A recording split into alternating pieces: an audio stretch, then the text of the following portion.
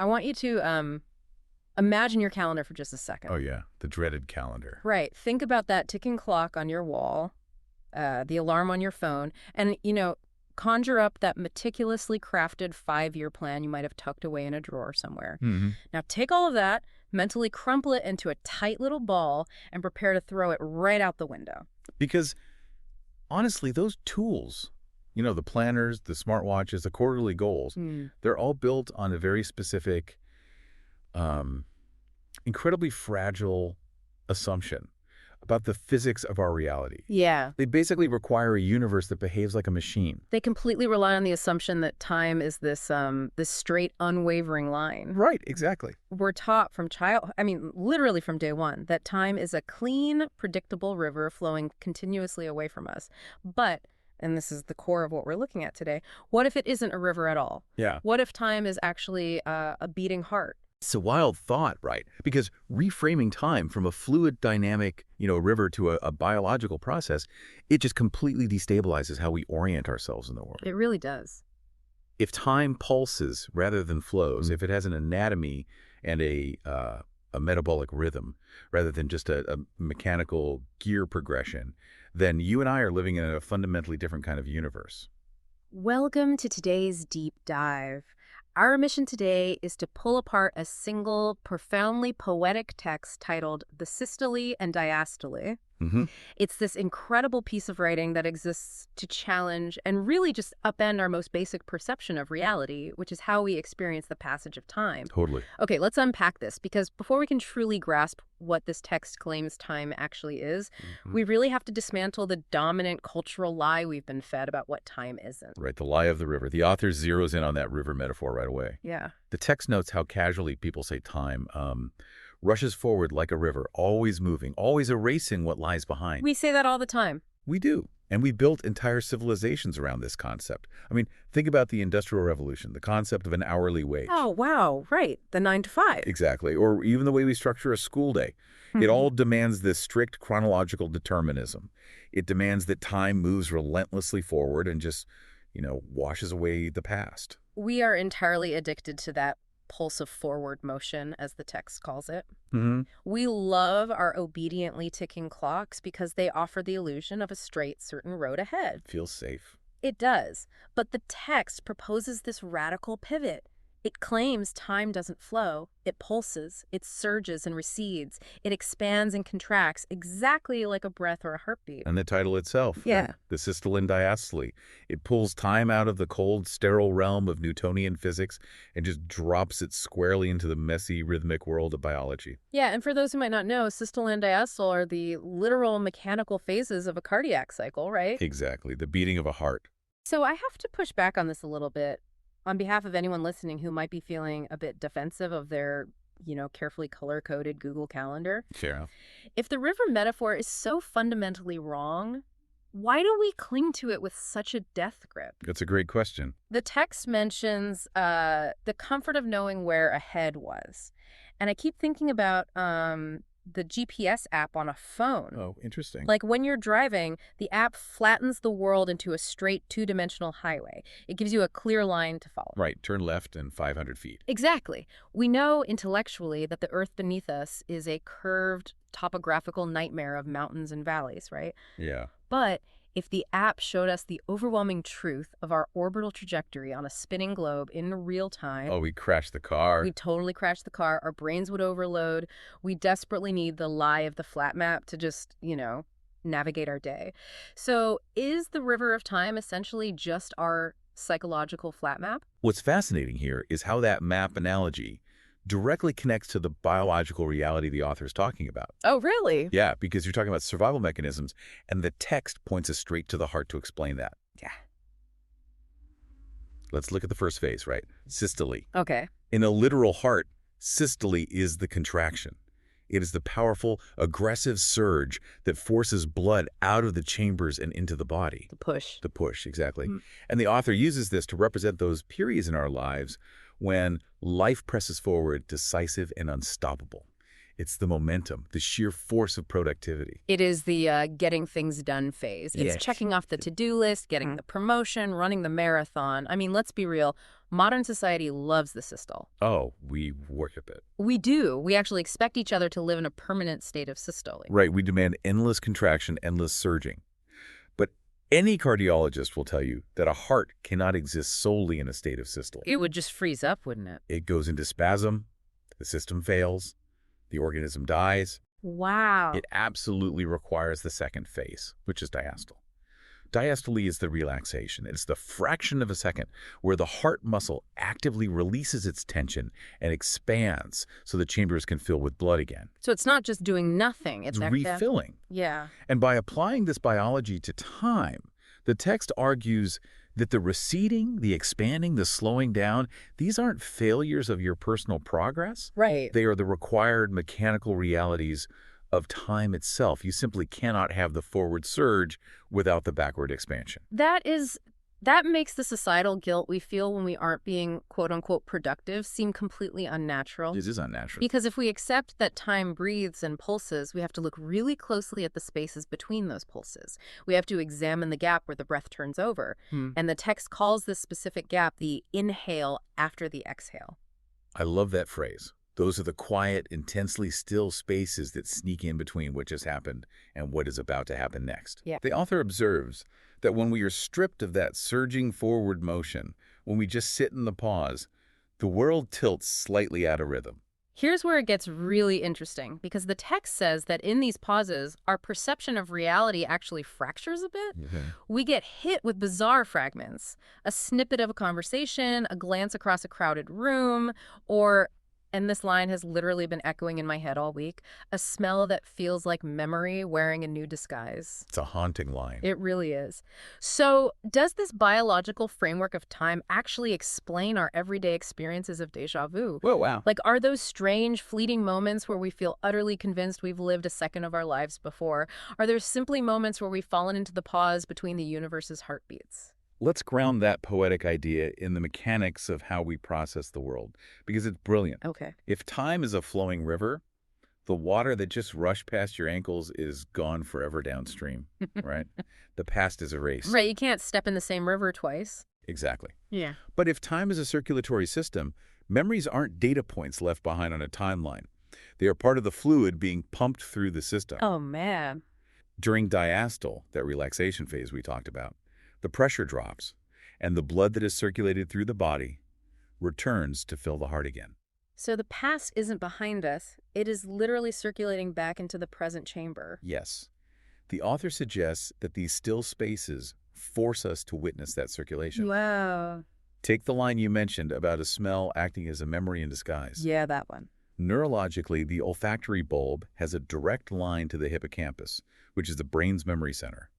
A single scent bypasses all our logical filters and instantaneously physically transports us to a past state. It's like time travel. It is. When you experience that sudden visceral memory triggered by a smell or a familiar glance, time isn't moving you away from your past. Time is folding over on itself. Folding over, that makes so much sense. The things we've done, the people we've been, they are suspended in the diastole, just waiting for the pause to reveal themselves to us again. So we aren't leaving our past behind at all. It's always traveling with us, just waiting for the pressure to drop so we can feel it again. Right. And if the echoes of our past keep catching up to us in these pauses, then the fundamental geometry of our lives cannot be a straight line. The text makes a definitive, uncompromising claim on this exact point. We do not live in straight lines. We live in spirals. Spirals. Time is an orbit. The author writes that when we find ourselves in these pauses, we realize we aren't moving forward at all, but circling something vast and unseen. I have to admit, I found myself struggling with the word orbit at first. Why is that? Well, an orbit can feel like a trap, you know? It conjures up the image of a hamster wheel, just running to exhaustion but never actually getting anywhere. Ah, I see. But the text deliberately uses the word spirals, which changes the math entirely for me. How so? Think about physically walking up a massive spiral staircase, maybe inside a towering cathedral or an old lighthouse. Okay, I'm picturing it. Your muscles burn. You feel the physical exertion of climbing. You know for a fact you are moving forward and upward. Right. But if you stop on a landing, grip the railing, and look straight down, you are standing in the exact same X and Y coordinates you were a floor below. That is a perfect visualization. If we connect this to the bigger picture, the z-axis, your elevation, your vantage point, is the only thing that has shifted. Mm. The geographical coordinates remain identical. And that reframes those agonizing moments in our lives when we feel hopelessly stuck. Oh, absolutely. Everyone listening knows this feeling. You find yourself having the exact same toxic argument with a brand new partner that you used to have with your ex. Right? Or you hit the exact same creative roadblock in a new career that made you quit your last job. It's maddening. The text says we return over and over to familiar crossroads, making the same choices, wearing different faces.